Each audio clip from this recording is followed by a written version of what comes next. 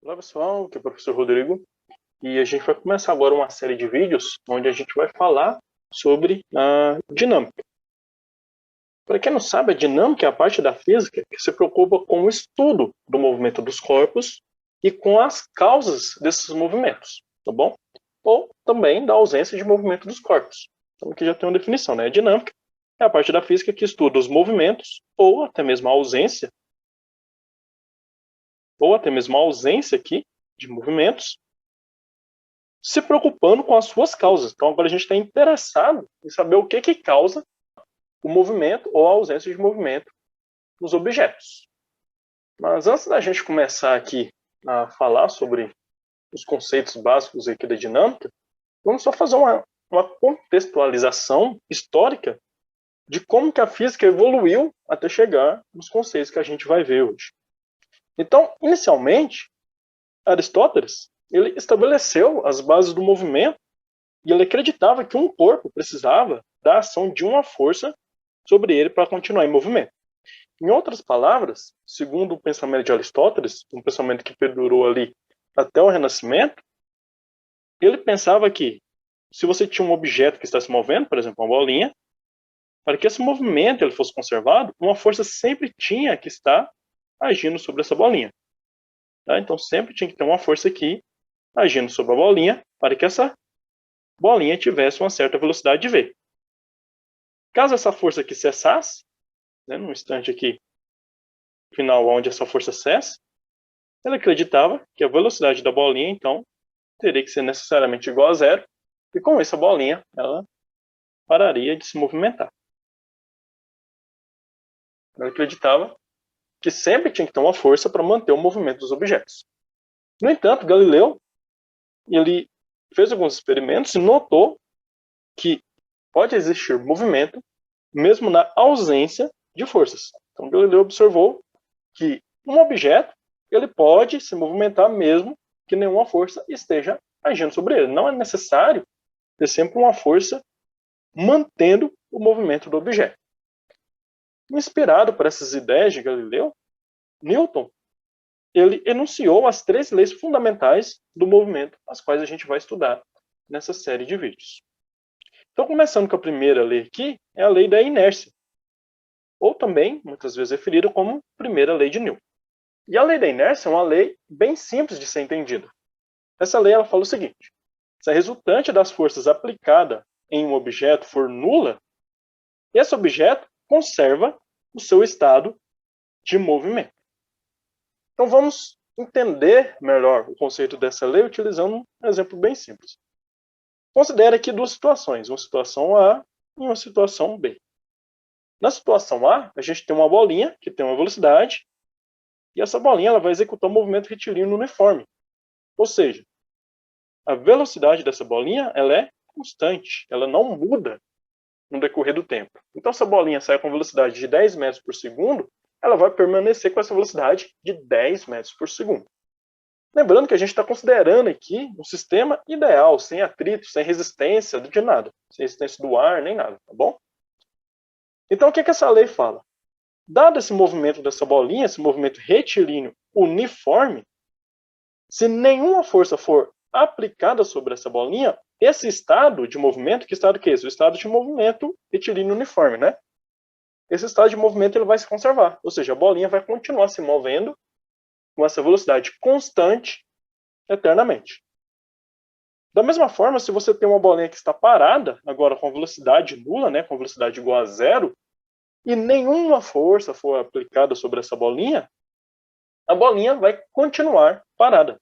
Se você não aplicar uma força de modo a movimentar essa bolinha, a tendência dessa bola é que ela continue parada eternamente. Por isso, ele fala, né, que resultante das forças aplicadas a um objeto for nula, esse objeto conserva o seu estado de movimento. E esse estado de movimento ele pode ser com uma certa velocidade, ou seja, se movimentando, ou com velocidade nula, parado. Interessante notar aqui que por que fala resultante das forças, né? Porque a gente pode aplicar várias forças aqui na bolinha. Então vamos considerar essa bolinha aqui da situação B. Você pode aplicar uma força para cá, vou chamar de F1, você pode aplicar uma força para cá, que eu vou chamar de F2, e você pode aplicar uma força nessa direção aqui, pode estar uma força descendo, sei lá. Eu vou chamar de F3. Deixa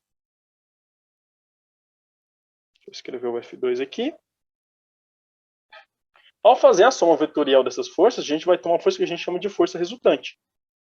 Onde a força resultante ela vai ser a soma vetorial, né, de F1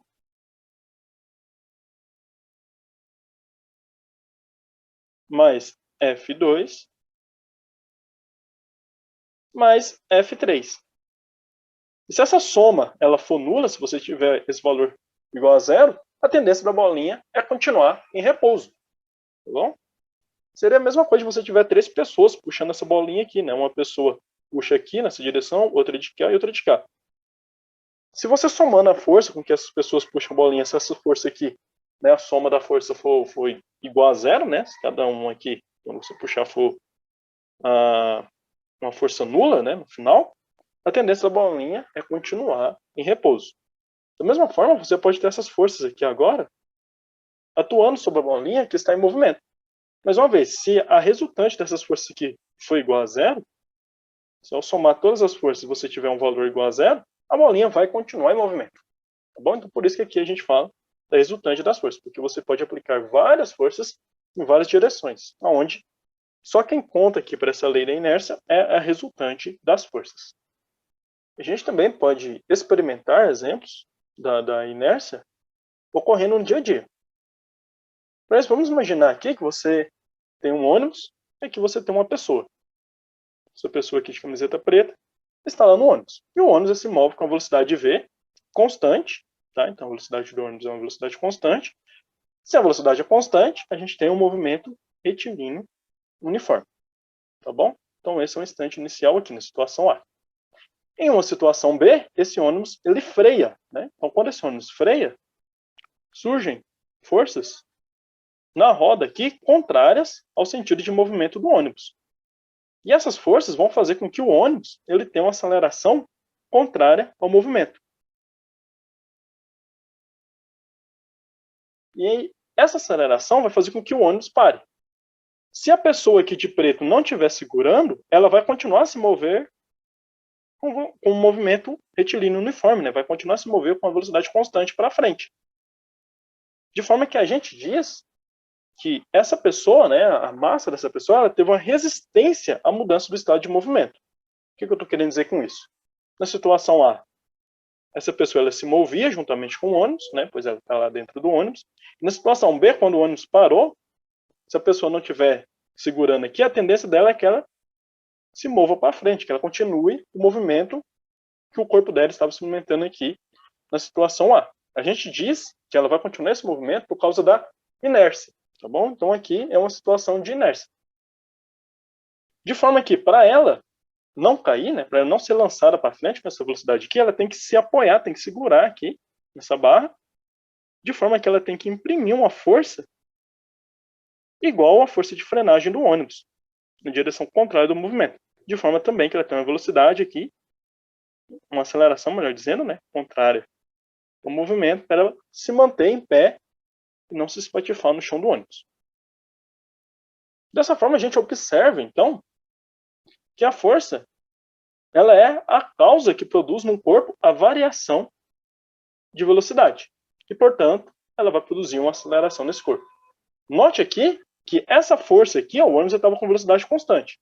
De repente, o motorista pisa no freio, né, e essa velocidade do ônibus ela vai mudar. A gente vai ter agora uma velocidade, aqui a gente tinha uma velocidade inicial, vamos dizer assim, e agora, depois que ele pisou no freio, a gente vai ter uma velocidade final aqui do ônibus, que vai ser menor que a velocidade inicial. Ou seja, a gente observou aqui um ΔV, uma variação na velocidade, certo? E essa variação na velocidade, ela foi causada porque surgiu uma aceleração no objeto, nesse caso aqui no ônibus. E essa aceleração, ela ocorreu por conta da ação de uma força na roda do ônibus. Da mesma forma, a gente tem a pessoa aqui, que estava se movimentando aqui juntamente com o ônibus, né, na situação A, e quando o ônibus freou, a tendência do corpo dela é continuar indo para frente, por conta da inércia. A tendência dela é continuar indo para frente. De forma que, para manter essa posição aqui, para ela não cair, ela também tem que aplicar uma força, né, segurando aqui na barra, para resistir a esse movimento. Com isso, a sua velocidade também tem que ser alterada, tem que ter esse ΔV na velocidade, para que ela continue equilibrada no ônibus. Dessa forma, a gente pode definir a inércia como sendo a resistência que todos os corpos materiais opõem à modificação do seu estado de movimento. De forma que a gente pode voltar aqui ao exemplo da bolinha, e a gente pode notar que, caso a bolinha esteja se movendo, né, com movimento retilíneo uniforme, o estado de movimento dela é esse, movimento retilíneo uniforme. E para essa bolinha ela modificar esse movimento, você tem, então, que aplicar uma força, certo? Aonde a bolinha, pelo fato dela ter massa, ela vai exercer uma resistência para impedir com que esse movimento seja alterado.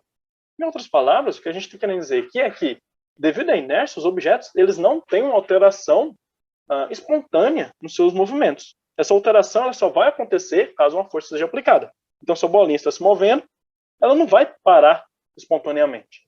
É necessária a ação de uma força para fazer com que essa bolinha freie, né? Que essa bolinha reduza o movimento ou até mesmo ganhe a velocidade, né? Dependendo do sentido que você aplicar a força. Se você aplica para cá, a bolinha vai frear, mas se você aplicar essa força na direção contrária, a bolinha vai acelerar. Ela não vai fazer isso de maneira espontânea, é necessária a ação de uma força para fazer que isso ocorra. Da mesma forma, se a gente tiver uma bolinha agora com a velocidade igual a zero, para que ela entre em movimento, ela não vai fazer isso de maneira espontânea. É necessário que uma força seja então aplicada a essa bolinha para que ela comece a se movimentar. E o que impede esse movimento espontâneo é justamente o que a gente chama de inércia. Então, só resumindo, a gente tem dois estados de movimento, onde a gente tem um objeto que se move, com relação ao referencial que a gente chama de referencial inercial, e um objeto que não se move, com relação a esse mesmo referencial inercial.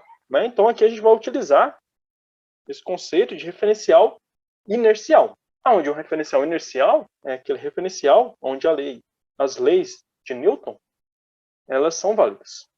Mas o que seriam, né, esses referenciais inerciais e referenciais não inerciais? Então é bem simples de entender, né? Basicamente, o referencial inercial é um referencial que não está sob a influência de uma aceleração.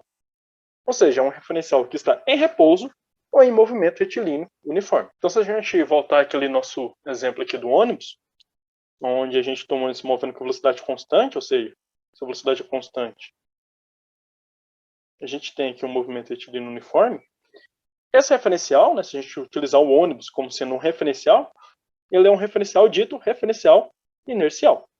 Então, se tem um movimento retilíneo uniforme, um referencial dito inercial. Porque a velocidade dele não muda, não tem aceleração aqui nesse referencial, né? Então, tomando o ônibus como referencial, ele é um referencial inercial.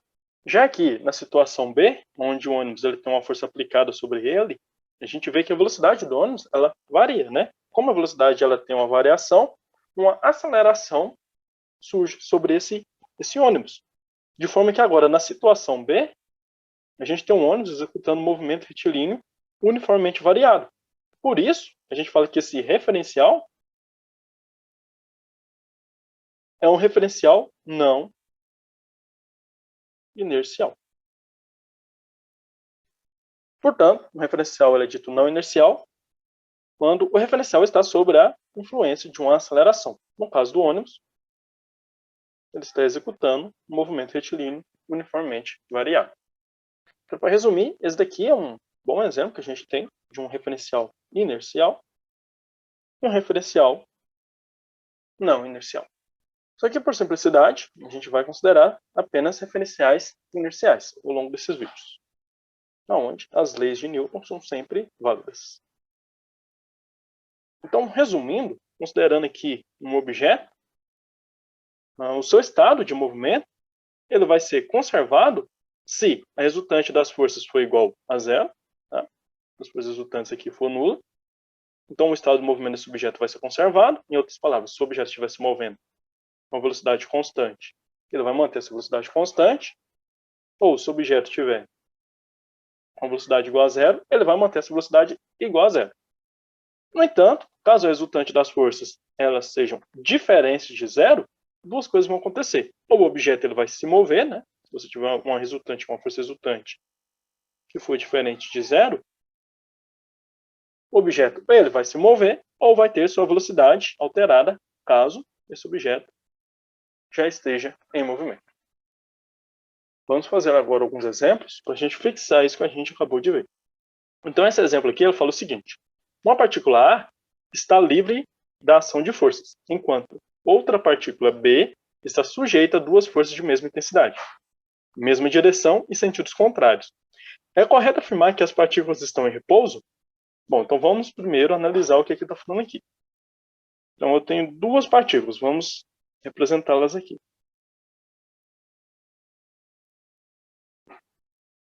Então eu tenho aqui uma partícula A, e aqui eu tenho uma partícula B.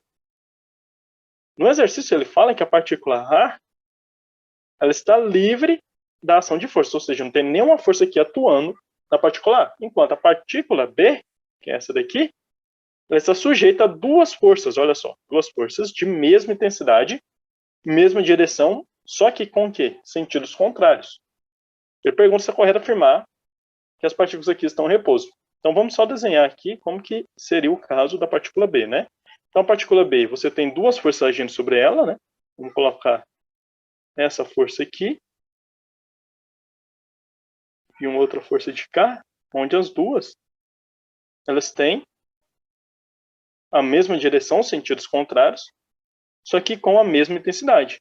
Então você tem aqui a força 1 e aqui eu tenho uma força 2. Onde quando ele diz que elas têm a mesma intensidade, significa dizer que o módulo da força 1 ele é igual ao módulo da força 2. Em outras palavras, tem o mesmo valor numérico. E por fim, ele pergunta aqui se é correto afirmar que as partículas estão em repouso. Bom, a pergunta parece ser simples, né?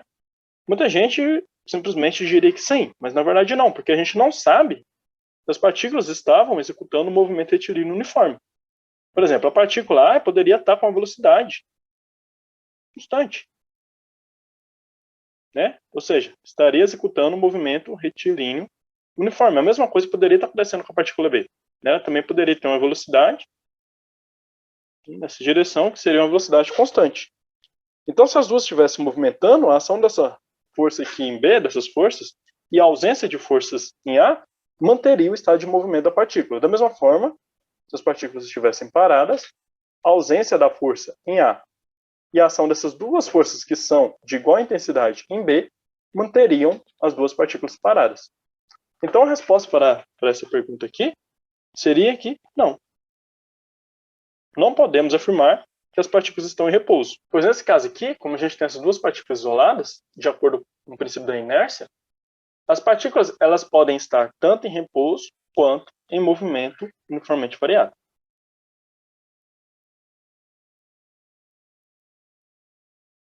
Nesse outro exemplo, ele fala o seguinte: considere um objeto que se move executando um movimento retilíneo uniforme, ou seja, um MRU. Para que esse movimento seja conservado, é necessária a aplicação de uma força? A resposta, mais uma vez, é não, né? Não. Não é necessária a aplicação de uma força.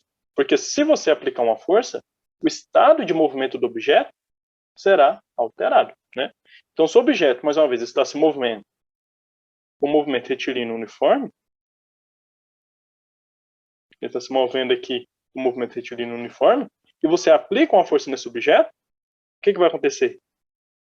Você aplica uma força, por exemplo, para cá, ou até mesmo para cá, né? Se tem uma força nesse sentido aqui, se você aplica uma força no objeto, a velocidade do objeto, então, vai alterar. Se essa velocidade do objeto altera, ou seja, diminui ou aumenta, não importa, você já vai ter um movimento retilíneo uniformemente variado. Você vai ter a aceleração nesse objeto. Portanto, para que esse movimento seja conservado, não é necessária a aplicação de uma força. Esse outro exemplo ele fala o seguinte: uma garota está em movimento sobre um skate. Em um determinado instante, esse skate prende a roda em uma rachadura no chão. Isso faz com que o skate pare imediatamente. Tendo em vista que o atrito entre o tênis da garota e a prancha do skate é desprezível, a menina continua em movimento, sendo, dessa forma, lançada para frente. Com base nessas informações, é correto afirmar que a lei da física, né, que melhor explica o porquê da menina ter sido arremessada para frente é... Então, o que acontece aqui? Você tem uma menina que está se movendo, o skate aqui ele para, né? Você tem aqui o skate que ele para devido a roda ter caído na rachadura. E nesse momento, você vai ter uma força aqui que vai fazer com que o skate freie. Como a menina não estava presa sobre o skate, ela vai ser lançada para frente com uma certa velocidade v. E qual que é essa velocidade? É a velocidade que ela estava se movendo antes, juntamente com o skate. E o que ele pergunta aqui é, com base nas informações, qual lei da física aqui que melhor explica, né? que explica esse acontecimento, esse fenômeno. Aqui é o mesmo exemplo do ônibus, né? Quando o ônibus para, se a pessoa não estiver segurando em algo, ela tende a continuar em movimento. Então a gente viu que a lei da física que explica esse fenômeno é a primeira lei de Newton, ou a lei da inércia. Muitas vezes também essa lei pode ser referida como sendo a primeira lei de Newton.